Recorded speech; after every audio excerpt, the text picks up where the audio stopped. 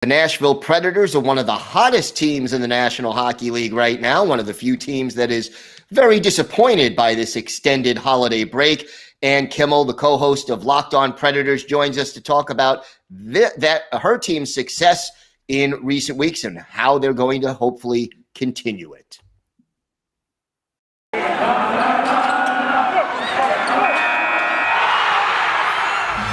Locked On NHL, your daily podcast on the National Hockey League.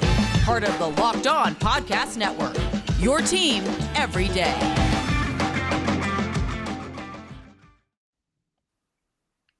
All right, Gil Martin, back with you here on the Monday edition of the Locked On NHL podcast. Thank you for making Locked On NHL your first listen every day. We are free and available on all platforms. Right now, it's my pleasure to welcome to the show the co-host of Locked On Predators, Ann Kimmel. And Ann, thank you so much for joining us today. Thank you so much for having me. I am thrilled to be here. Good to have you here. And I know you've been co-hosting the Locked On Predators show for 3 months now, almost. And your team, red hot, 7 wins in a row, if I'm not mistaken. What has been the main ingredient to the success they had before the holiday break? You know, there's a lot of things that you could contribute it to, but really, I think it boils down to one thing. And I think it's this team has found its identity. And this is a buzzword that John Hoynes has been using for a while now, since he's been the head coach here in Nashville. But I think it's finally connected to the players, and he's got buy-in from them, from all of them. Everybody's pulling in the same direction. Everybody is playing the same style of hockey. And I think when you have that, and you have a pretty strong roster and everybody is pulling in the same direction, you finally start to reap the benefits of that. And I think that's the main reason that the Predators are so red hot right now. And what is that identity? This is a team whose sole goal is to be hard to play against. Now, of course, they want that to mean 2 points at the end of the game, but they want to be the most physical team on the ice. They want to be the team that comes away from the boards with the puck. They want to be the team that drives the play. And they really have found a way to do that in this last 7-game stretch consistently for 60 minutes and in some cases 65 minutes. And I think that's really been a key to their success is everybody is buying into this. We're going to be a team that's going to be really hard to play against. And another thing that's been very successful for this team is the power play, 6th in the league right now. What is the power play doing so well that makes it so effective? And I'm sure part of this answer revolves around Roman Josi. So many answers to what is good in Nashville revolve around Roman Josi, for sure. And to be honest, the power play being good sort of feels almost fake in Nashville because we have struggled. This team has struggled for seasons with this power play, and all of a sudden things are clicking. I think they're doing some things systemically that are a little bit different. They're working more on puck movement, low to high passes. So I think that is making a difference as far as the system goes. But players who are red hot right now, players like Roman Josi, Matt Duchene, Philip Forsberg, and even Eeli Tolvanen on the power play, they're all contributing. And suddenly we're finding that the man advantage actually is an advantage for the Nashville Predators. Yeah, that's always nice to know. I mean, my team's been struggling with that for a long time. Talk to me a little bit. Here's a player who I think doesn't get a lot of national attention. But if he's on your team and you watch him game in and game out, you have to appreciate him. Talk to me about Alexander Carrier. Oh, this is a young guy who, well, in hockey years, he's probably not young. To me, this is a young guy who has really earned his time. And he has been sort of a kind of a slow burn of a development.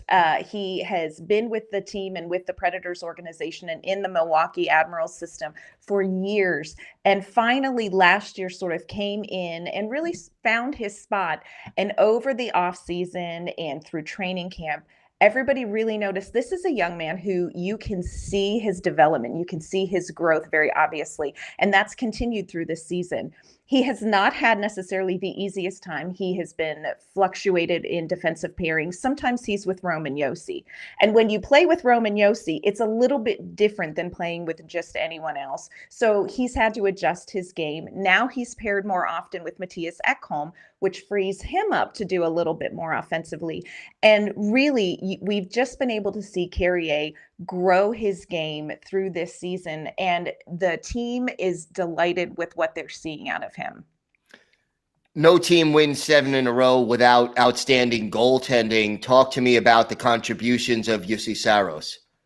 Jussi Saros, I think, is probably the most underrated goalie in the league right now. A lot of that people chalk up to him being what we lovingly refer to as fun size. He's 5'11", which is not nothing, I want to point out, but in hockey inches, maybe.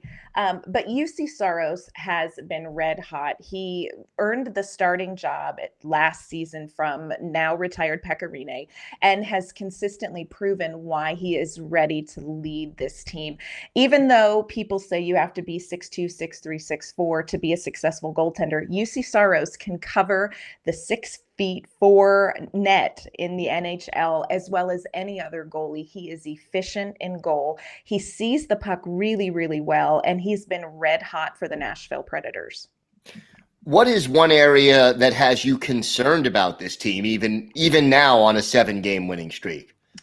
I think my greatest concern right now is injury, which is the typical answer. But right now, so many things are going well. And I think that goes to the roots of this team are changing. And so I think the variables that could affect how the second half of the season goes for Nashville are going to be outside things like injuries. Again, this COVID situation definitely affected the Nashville Predators. Their last 2 games, they had 8 players out and had their entire coaching staff out.